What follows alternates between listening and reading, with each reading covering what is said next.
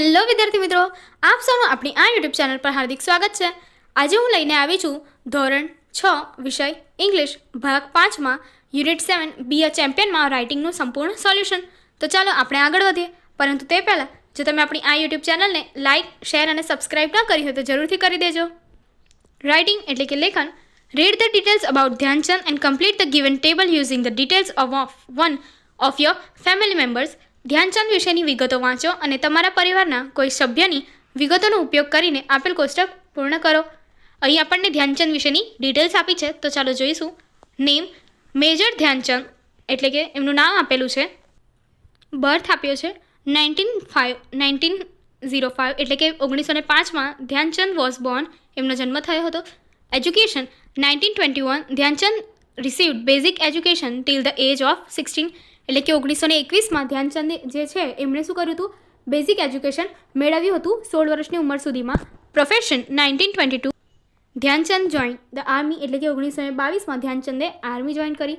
Achievements 1928, 1932, 1936 the Indian hockey team won the Olympic gold 3 times when Dhyan Chand was in it એટલે કે જે Indian hockey team જે હતી આપણી, બરાબર છે, ઇન્ડિયન તરફથી જે રમે છે એ ટીમ હોકીની, એમણે ઓલિમ્પિકમાં ગોલ્ડ મેડલ જીત્યા હતા 3 વાર જ્યારે ધ્યાનચંદ એમની ટીમમાં હતા ત્યારે.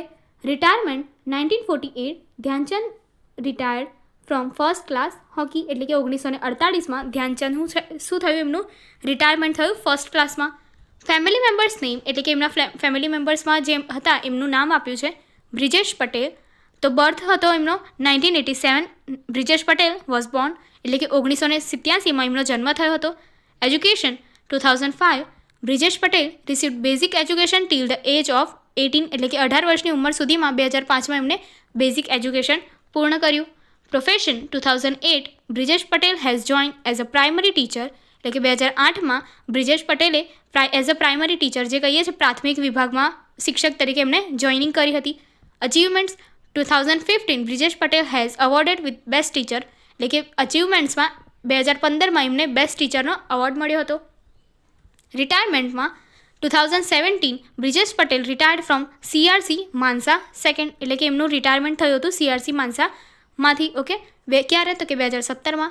Add one more 2023 Brijesh Patel has completed M Ed એટલે કે 2023માં એમણે એમની એમએડ કમ્પ્લીટ કર્યું હતું.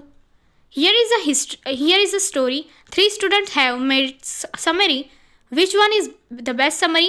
Rewrite the most appropriate summary. Okay. અહીં એક વાર્તા છે. 3 વિદ્યાર્થીઓ તેનો સારાંશ બનાવ્યો છે. કયો સારાંશ શ્રેષ્ઠ છે? સૌથી યોગ્ય સારાંશ ફરીથી લખો. ઓકે, તો અહીંયા આપણને જે વાર્તા આપેલી છે, પહેલાં વાર્તા જોઈએ. Once upon a time there was an ant in a jungle.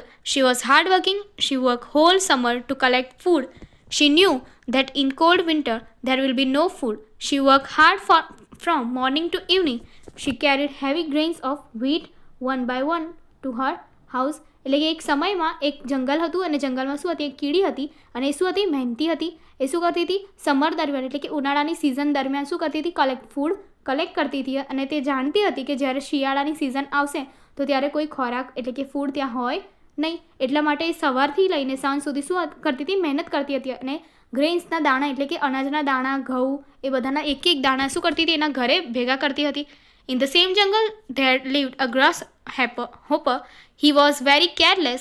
In the summer days he passed time in singing and dancing. He saw and the ant working hard and laughed at her. He said to the ant, "Why do you work so hard, dear ant? There is plenty of food around. Come, sing and dance with me." The ant replied, "I am preparing for that winter." "What will you do in winters?" "You should also collect food for winter." The grasshopper said, "There is a lot of time before winter arrives. Don't worry about the future. Live in present." એટલે કે same જંગલમાં એક શું હતો, ગ્રેસહોપર રહેતો હતો અને એ શું હતો, એકદમ કેરલેસ, એને કોઈ કાળજી વિનાનો હતો. ઉનાળાના દિવસો પસાર થઈ રહ્યા હતા ત્યારે એણે શું કર્યું, એને કેવી રીતે પસાર કર્યા તો કે ગાતા અને નાચવામાં એણે એ દિવસો પસાર કરી રહ્યો હતો. અને એ કીડીને શું કહે છે કે તું આટલું મહેનત શા માટે કરી રહી છે, બરાબર છે, કે ત્યાં ઘણું બધું ફૂડ છે, તો તું મારી સાથે આવ, ગા અને નાચ. ત્યારે એ કીડી એને શું કહે છે, ઉત્તર શું આપે છે સામે કે હવે શિયાળાની સિઝન આવવાની છે ત્યારે તું શું કરીશ, એટલા માટે તારે પણ ખોરાકનો સંગ્રહ કરવો જોઈએ. ત્યારે ગ્રેસ હોપર છે એ કહે છે કે એ શિયાળાની ઋતુને આવવા માટે હજુ ઘણો સમય છે, તો તારે ફ્યુચરનું એટલે કે ભવિષ્યનું ના વિચારતા પ્રેઝન્ટ લાઈફમાં જીવવું જોઈએ, એટલે કે વર્તમાન કાળમાં જીવવું જોઈએ. Time passed, winter arrived, the days grew shorter and colder, there were less leaves and less fruits, there was less food, the grasshopper was now cold and hungry, he did not have anything to eat, he realized his mistake, but it was too late. એટલે કે સમય પસાર થઈ જાય છે અને શિયાળાની ઋતુ આવી જાય છે. હવે જે પેલો હતો ગ્રાસ હોપર, બરાબર, અને દિવસો કેવા થઈ જાય છે, નાના અને ઠંડા થઈ જાય છે. હવે શું થાય છે તો કે પત્તા જે કહીએ છીએ, વૃક્ષ પરથી પત્તા પણ ઓછા થઈ જાય છે. ફ્રૂટ્સ એટલે કે જે ફળો હોય છે એ પણ ઓછા થઈ જાય છે. ખાવાનું જે કહીએ છીએ ખોરાક, એની બી અછત થાય છે અને ઓછા થઈ જાય છે. ત્યારે ગ્રાસ હોપર શું થાય છે, એ ઠંડી લાગવા લાગે છે અને ભૂખ્યો થઈ જાય છે અને એની પાસે કંઈ પણ ખાવા માટે હોતું નથી. અને એ સમયે એને શું થાય છે, એને ભૂલ સમજાય છે, એટલે એને રિયલાઇઝ થાય છે કે એને શું કર્યું છે એમ. પરંતુ ત્યાર સુધી એ શું થઈ ગયું હતું, ઘણું લેટ થઈ ગયું હતું, મોડું થઈ ગયું હતું. The grasshopper went to the aunt. He requested, "Dear aunt, please share some of your food with me. I am cold and hungry. I did not prepare for the winter." એટલે કે પછી શું કરે છે, એ આંટ પાસે જાય છે અને ત્યાં જઈને વિનંતી કરે છે કે હે કીડી, એટલે કે ant, dear ant, please share, એટલે કે તારા પાસે જે કંઈ બી ખાવાનો ખોરાક છે એમાંથી પ્લીઝ થોડું મારી સાથે શેર કર. હું હમણાં એકદમ કોલ્ડ એટલે કે એની ઠંડીને કારણે ઠૂઠવાઈ ગયો છું અને ભૂખ્યો છું અને મેં કોઈ તૈયારી કરી નથી ઠંડીની ઋતુ માટે. The aunt was comfortable in her house. She had enough food. She was very kind. She said, "I work hard all the summer to prepare for the winter, but you sang and danced."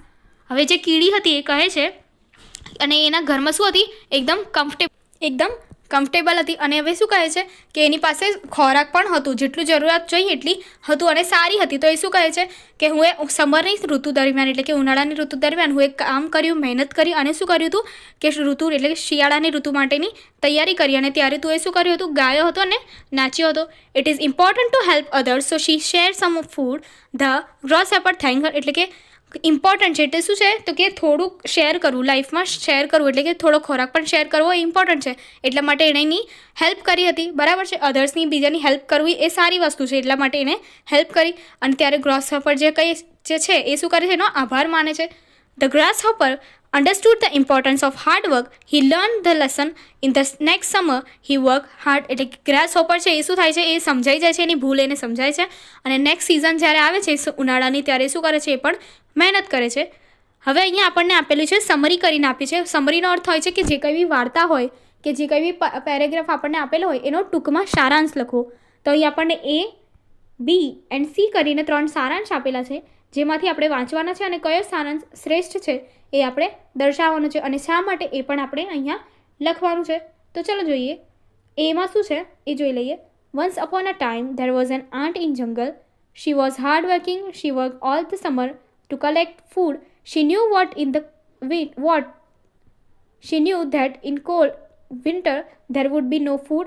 She worked hard from morning to evening. In the same jungle there lived a grasshopper. He was very careless. In summer days he passed time in singing and dancing. He saw the ant working hard and laughed at her. Winter arrived. The days grew shorter and colder. There was less food. The grasshopper was now cold and hungry. He did not have anything to eat. The grasshopper went to the ant for help. She was very kind. She said, "I work hard all the summer to prepare for the winters, but you sang and danced."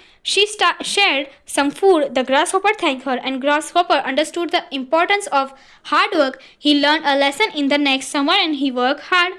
હવે second જોઈએ, B part જે છે એ a hardworking ant spent her summer collecting food in the jungle.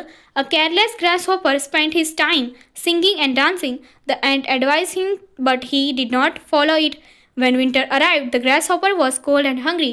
He asked for the ant's help. The ant helped him.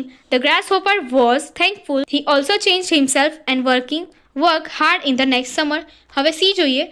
There was an ant. There was a grasshopper. The ant was hardworking and the grasshopper was lazy. There was no food at grasshopper's home.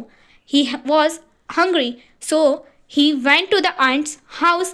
The ant helped him. The grasshopper ate it and he was happy. તો હવે આપ્યું છે કે કઈ summary સારી છે અને શા માટે. તો જોઈએ, the best summary is B. Why is B summary the best? So answer is the summary B is the best because it is written in the student's own words, yet it is short and covers all the important points of the story. એટલે કે સારાંશ બી છે એ શ્રેષ્ઠ છે કારણ કે તે વિદ્યાર્થીના પોતાના શબ્દોમાં લખાયેલ છે, છતાં તે ટૂંકું છે અને વાર્તાના તમામ મહત્વના મુદ્દાઓને આવરી લે છે. Write a paragraph about Ranjit Singh, the famous cricketer. You can also use the following data. એટલે કે રણજીત સિંહ જે ફેમસ ક્રિકેટર હતા એના વિશે અહીં આપણને અમુક ડિટેલ્સ આપી છે, એનો ઉપયોગ બી તમે કરી શકો છો અને એમના વિશે એક ફકરો લખવાનો છે. તો આ ડિટેલ્સ છે. હવે આપણે જોઈશું આગળ કેવી રીતે લખેલો છે. K.S. Ranjit Singh or Ranjit Singh was a famous Indian cricketer. He was the Prince of Jamnagar. He was born on 10 September 1872 in Kathiawad, Gujarat. Ranjit Singh became the first Indian to play Test cricket in 1896. He was fondly called Ranji.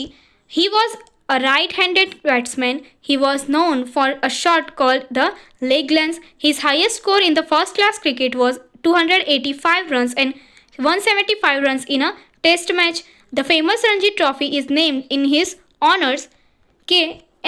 K.S. Ranjit સિંહ અથવા રણજીત સિંહ જે કે પ્રખ્યાત છે, એક પ્રખ્યાત ભારતીય cricketer હતા. તેઓ જામનગરના રાજકુમાર હતા. તેમનો જન્મ 10 સપ્ટેમ્બર 1872ના રોજ કાઠિયાવાડ, ગુજરાતમાં થયો હતો.